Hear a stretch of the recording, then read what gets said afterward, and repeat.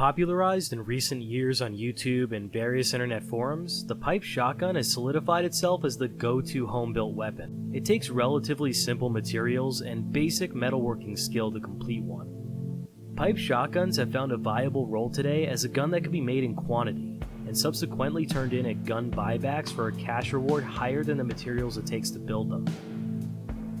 Although anyone who has built a homemade firearm in the last 10 years is to some degree familiar with pipe shotguns, there doesn't exist a whole lot of practical information on them. So in this video, we'll be taking a look at the overall strength on these shotgun designs. Specifically, we're looking to see if the receiver tube threads fail with heavier loads, and then get an idea what kind of ammo the barrel can withstand before it bursts. So with that out of the way, let's build a gun to test.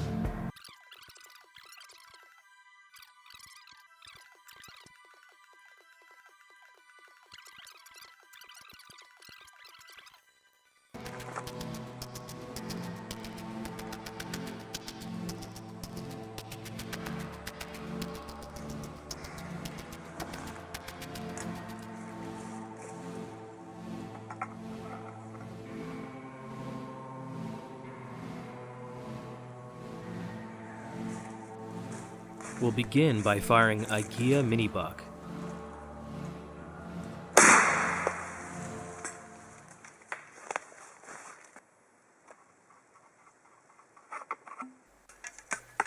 Next, a mini slug.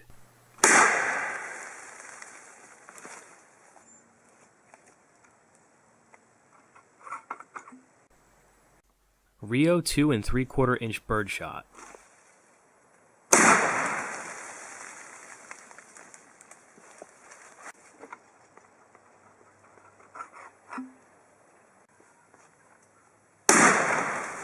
Federal 2 3/4 inch buck.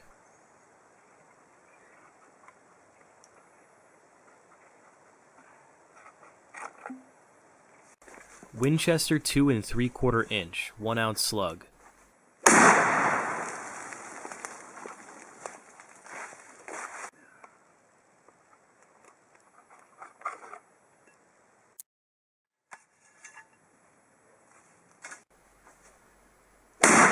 Remington 3 inch Magnum.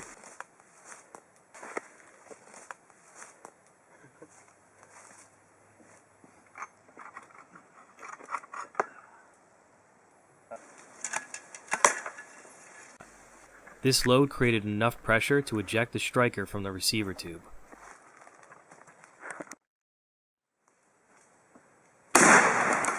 Remington 3 inch Magnum 1 ounce slug.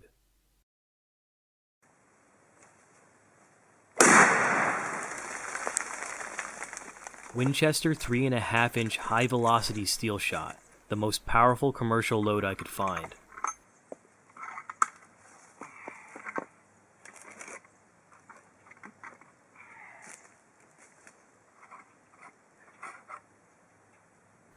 Special round with a 1 3/4 ounce projectile and a Magnum parent shell.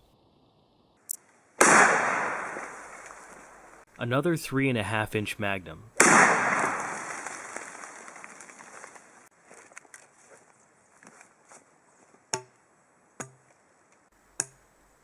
Bore obstruction with a 3 1/2 inch Magnum.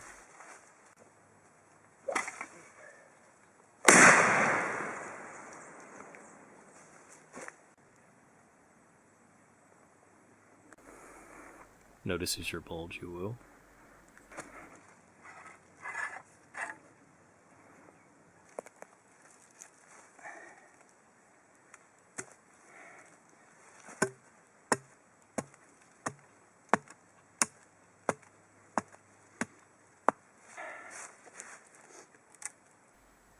Another 3 1/2 inch Magnum, this time with more material stuffed down the bore.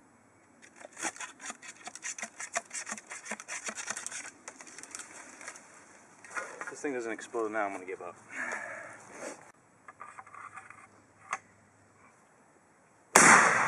And nothing. No.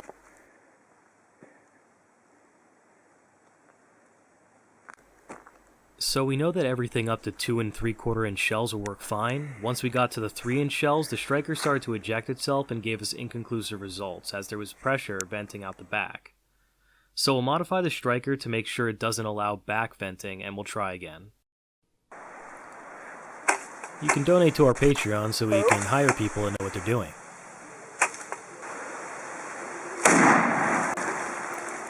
.5-inch Magnum. There's visibly more recoil here, as there's no longer gas venting out the back. Before we conclude, it's important to be aware that due to differences in material and craftsmanship, the results of these tests may vary. These results are for educational purposes only. Do not try to replicate anything you've seen here at home. With that out of the way, we can discuss the results. These tests seem to indicate that pipe shotguns will be able to withstand just about anything you could throw at them. The receiver threads held up to high shock repeatedly without failure, and the barrel held up to the most powerful commercial loads available, even after being fired with multiple bore obstructions. I personally was surprised to see just how much abuse this type of action could take. If you would like more in-depth information about this gun, the loads tested, or other details of the test, check out the companion article on commandoblog.com. We hope that this presentation has been informative. Thanks for watching.